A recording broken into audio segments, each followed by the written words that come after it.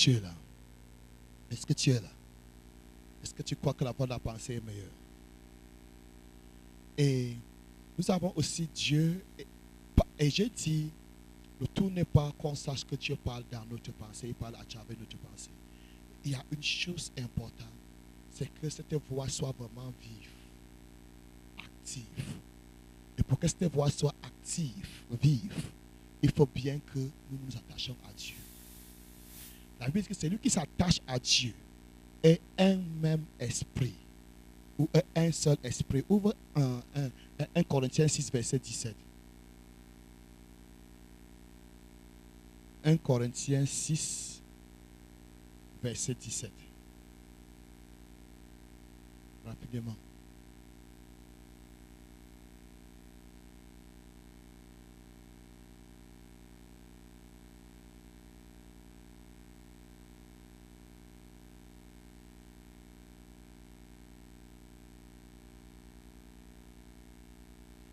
Pour lui Dieu demande. Je vais répéter.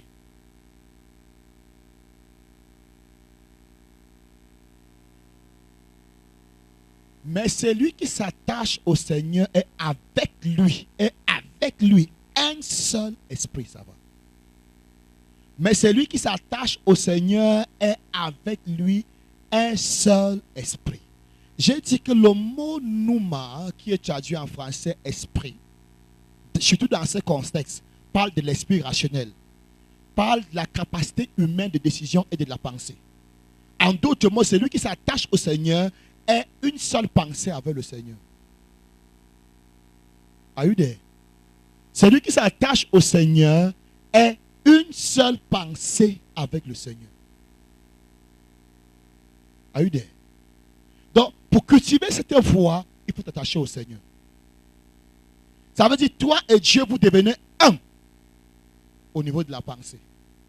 Au point où on ne sait pas qui parle.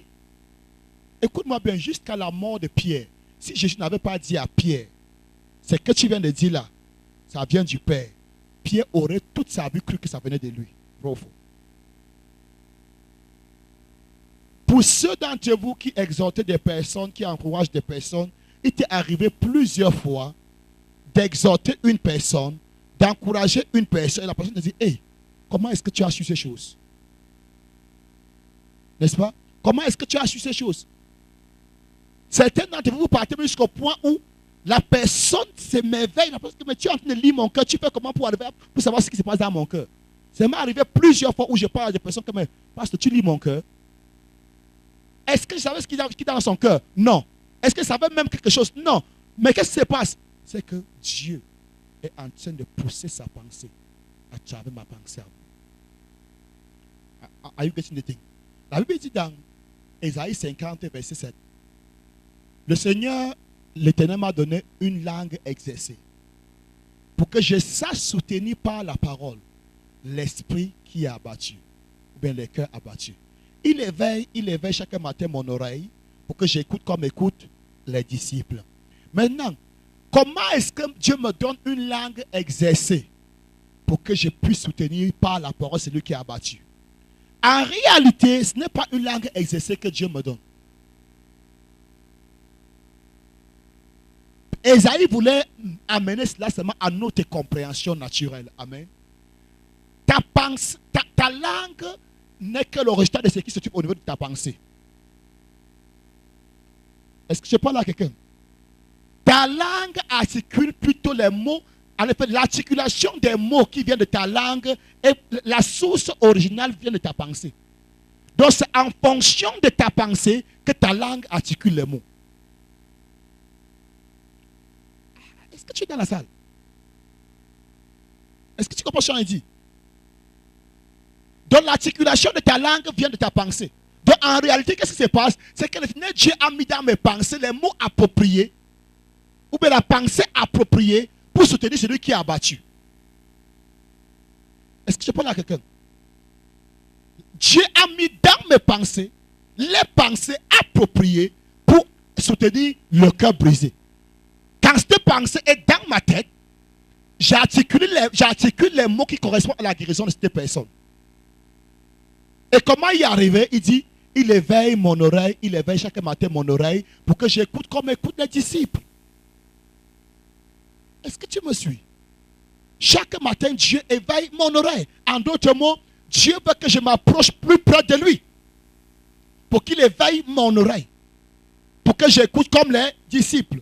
Comment est-ce que les disciples écoutent? Les disciples écoutent dans l'intention d'obéir. Amen. Les disciples écoutent dans l'intention de se mettre à l'œuvre. Et la façon la plus facile, c'est dans la pensée. Quand Dieu met dans sa pensée, le disciple se met en route, il commence à travailler. Amen. Donc c'est une voie très primordiale. Comment est-ce que Dieu parle? Généralement, quand tu dis que tu vas ouvrir une école ou bien quoi, ou bien un séminaire pour entendre la voix de Dieu, c'est que les gens veulent entendre, c'est que une voix qui leur dit, mon fils, je suis là. Et on t'avait appris que quand tu entends cette voix, tu dis, parle Seigneur, car ton serviteur écoute.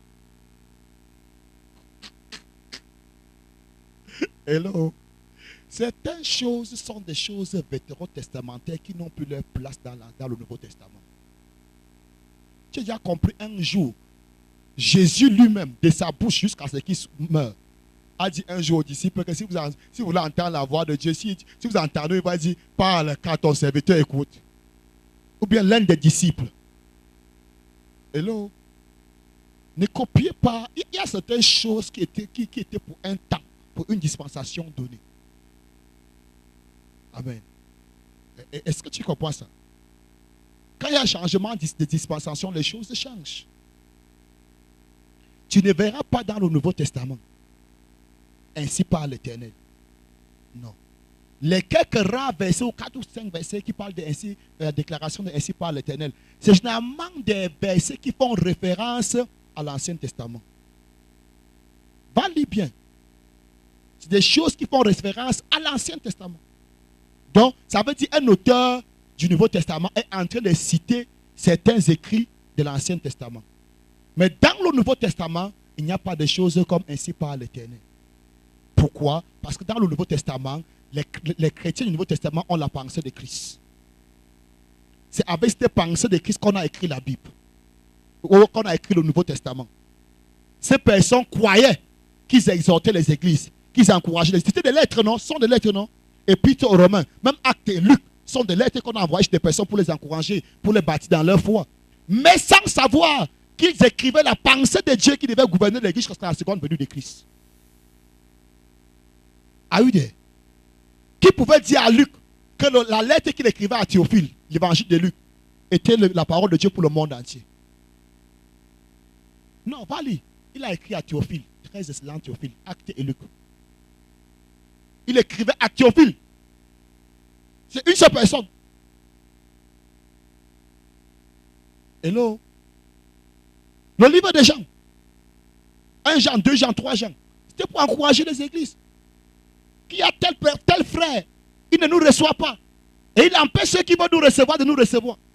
Qui pouvait lui dire que c'est la pensée de Dieu qui va gouverner l'église? Oh Timothée, si tu étais là, tu dois savoir comment tu dois te comporter dans la maison de Dieu qui est l'église de Dieu vivant. C'était des lettres. La lettre était adressée à Timothée. Oh. Are you there? La lettre était adressée à Timothée. À une personne. Pour qu'il sache comment se conduire dans la maison de Dieu. Oh. Mais sans le savoir, Paul écrivait la pensée de Christ. Quel est le corps biblique digne de ces noms qui peut enseigner sans toucher le livre de Timothée? Nous appelions le livre de Timothée le livre pastoral. Est-ce que quelqu'un saisit quelque chose? Frère, tu as besoin de cette pensée de Christ en action dans ta vie. Même dans tes affaires, je te dis ça mercredi, elle peut t'aider. Dans tes projets, elle peut t'aider. Are you there? Et j'ai dit pour cultiver cette pensée, pour rendre cette pensée active, attache-toi à Dieu. Amen, amen. Attache-toi à Dieu. Écoute, n'entre pas dans des surnaturels qui laissent couler des voies qui peuvent à la limite, qui peuvent à la longue te détruire. Je ne suis pas en train de dire que Dieu ne parle pas audiblement. Non, Dieu parle audiblement. Mais n'aspire pas sur certaines choses que Dieu a laissées. Hello. Ne cours pas après certaines choses que Dieu, dans des dispensations, c'est comme si tu étais à l'école, tu demandes qu'on t'apporte des livres qui ne sont plus au programme. Am I talking to somebody? Am I talking to somebody? Écoute-moi bien. Dieu parle à toute sa création. Dieu parle à tous ses enfants. La Bible dit pas tantôt d'une manière, tantôt d'une autre. Mais toi qui ne connais pas encore trop discerner, amen, amen. La voix que je veux te dire de soupirer après, que ça soit celle de la pensée. Parce qu'elle va de façon naturelle. Et pourtant, elle est surnaturelle. Non, regarde seulement Pierre. Tu es le Christ, le Fils de Dieu vivant. Est-ce qu'il savait qu'il y avait quelque chose? Non, tout simplement. C'est comme quelqu'un se lève un matin. Je vais acheter cet endroit pour construire une boutique. Et il construit la boutique. Et ça prospère. Et plus tard, il dit que mais l'endroit, s'il n'avait même pas l'air d'un endroit où on pouvait même construire les boutiques. Qu'est-ce qui s'est passé en moi que j'ai pu acheter un terrain ici et construire une boutique? Et plus tard, tu te rends compte que Dieu était là. Peut-être c'est même dans une brousse. Mais tu as une conviction. Mais si tu es malade, mais une fois que tu finis de construire, on te dit, la nationale numéro 4 va passer ici. Ou bien on va construire le stade de quoi comme ici. Tu te rends compte que, hey, mais qu'est-ce qui me poussait? Non, certaines personnes ne comprennent pas encore. Are you there? Il dit, ça peut t'aider à tous les domaines. Tu peux regarder un frère comme ça. Naturellement, il n'y a aucune compatibilité entre vous deux. Mais tu sens que non, je vais l'épouser. Tes frères et soeurs disent que, hey, je dis que tu as perdu la raison. C'est mon choix. Ton père t'appelle et dit que, hey, regarde là, regarde-moi ça. C'est mon choix.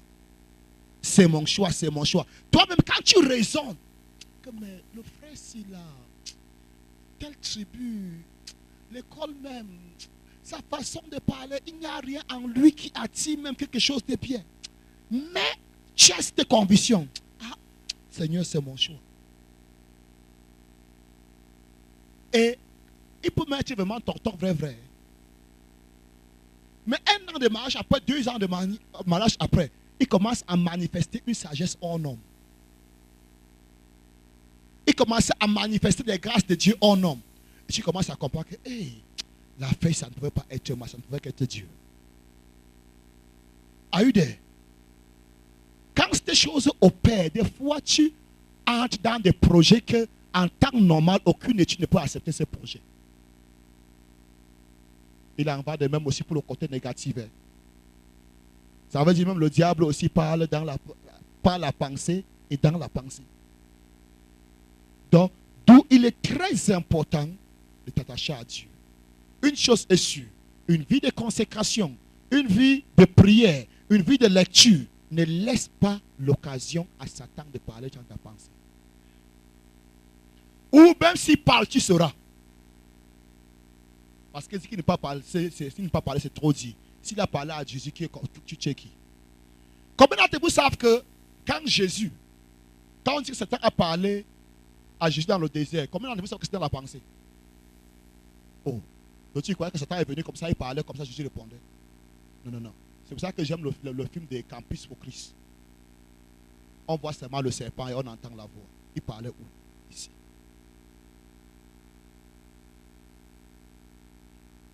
Quand il dit, jette-toi du dessus du pinacle du temple, Jésus était là-bas. Jésus était au désert. Mais quand il dit que monte sur le temple, Jésus était là-bas. Ça s'est passé ici.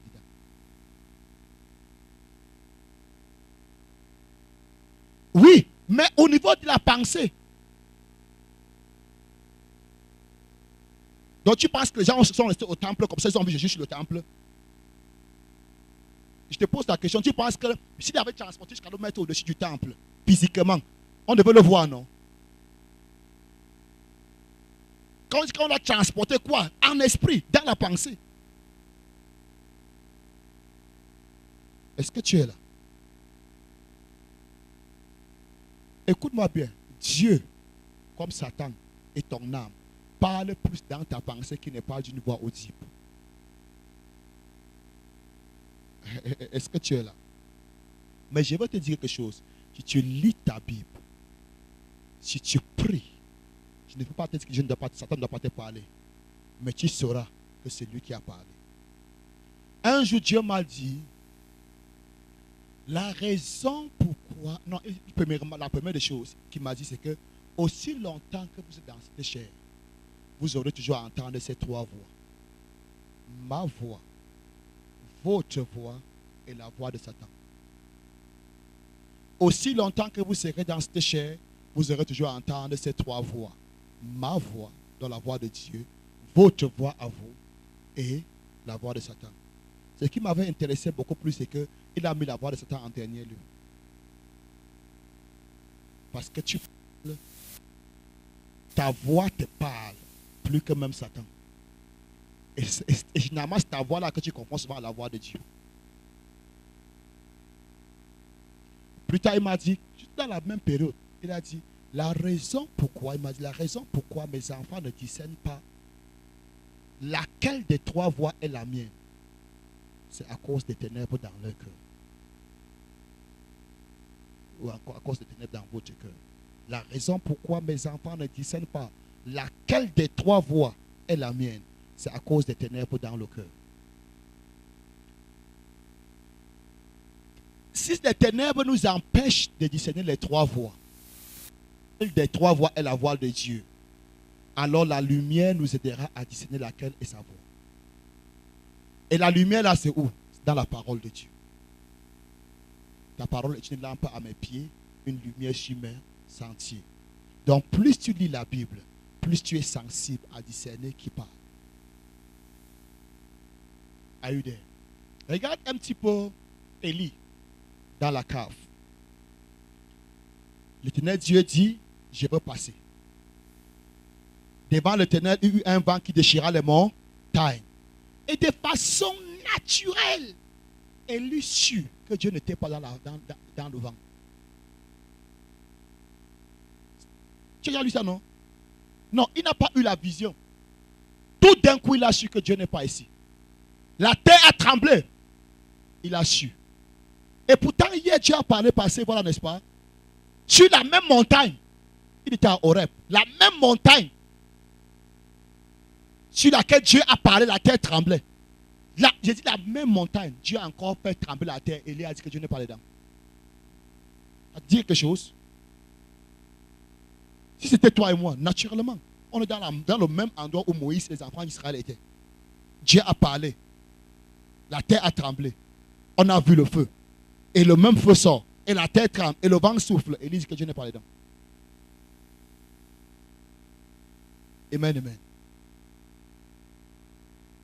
Et je sais que dans certains endroits, même quand j'étais encore à l'école de dimanche, nous avons enseigné que les trois premiers, c'est quoi, le vent là, le tremblement, le feu était le diable. Non, ce n'était pas le diable, c'était des choses qui précédaient la présence de Dieu. Amen. Pourquoi Élie a eu une telle sensibilité? La Bible nous fait comprendre qu'avant de se mettre en route, il a mangé un pain cuit sur le rocher, cuit sur des pierres. En d'autres mots, la parole révélée. Et ce pain, quand il a mangé ce pain, l'ange a dit mange encore, car ton chemin est encore très long. Ce pain l'avait donné la force de marcher pendant 40 jours, 40 nuits. Et je veux te dire, ce pain ne lui a pas donné la force physiquement, il n'a pas donné la force physiquement, il a aussi donné la force mentale. C'est avec ça qu'il pouvait discerner que ça c'est Dieu, ça c'est pas Dieu. Donc plus tu vas te nourrir de la parole de Dieu, plus tu seras capable de discerner qui parle. Est-ce que tu es là? Est-ce que tu es là? Est-ce que tu es là? Écoute-moi bien. Par la grâce de Dieu, j'ai vu plusieurs malades mentaux guéris sans une prière en tant que telle. juste en enseignant la parole de Dieu. Pourquoi? Parce que cette parole agit au niveau de la pensée. Est-ce que je parle à quelqu'un? Cette parole agit au niveau de la pensée. Écoute-moi bien. La pensée, je vais aller plus loin. Toi qui me regardes là, ou bien tout homme,